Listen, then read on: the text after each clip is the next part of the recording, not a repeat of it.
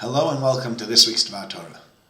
In this week's Sedra, we read about something that seems very strange. The Jewish people have now left Egypt, they're on the way through the desert, and they end up camping on the Red Sea, the Sea of Reeds.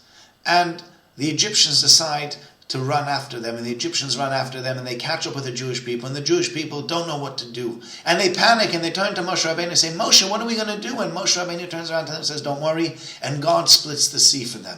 And the Jewish people go straight through the sea as it split for them.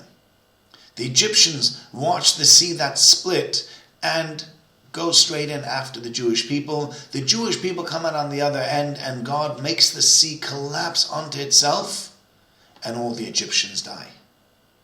And you'd have to think to yourself, if the Egyptian people are standing over there on the riverbank, they're looking down at the Jewish people, and in front of them one of the most amazing, unbelievable, incredible sights is happening in front of their eyes. The sea has just split into two. A minute ago, you had a nice riverbank, and now suddenly, instead of having a nice, calm riverbank and river or sea, you have a path straight through it. They should turn around and they should have said to themselves, my goodness, this is miraculous. How in the world did they run through the sea anyway?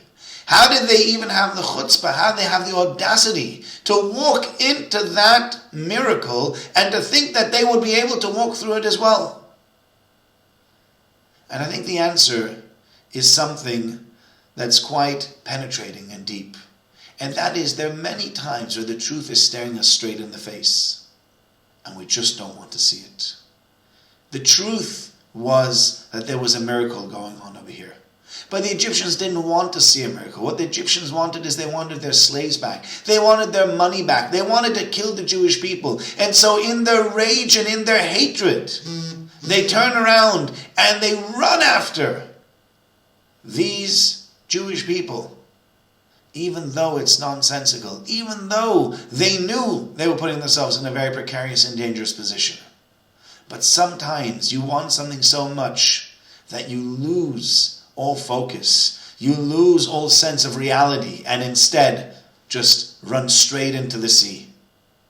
This is something we must learn, must take to heart, that sometimes we're just moving in the wrong direction. We think we're doing the right thing, and really we're not doing the right thing. Maybe you need to ask somebody else for advice. Maybe you need to find out if you're doing the right thing or not. Don't convince yourself always you're doing the right thing.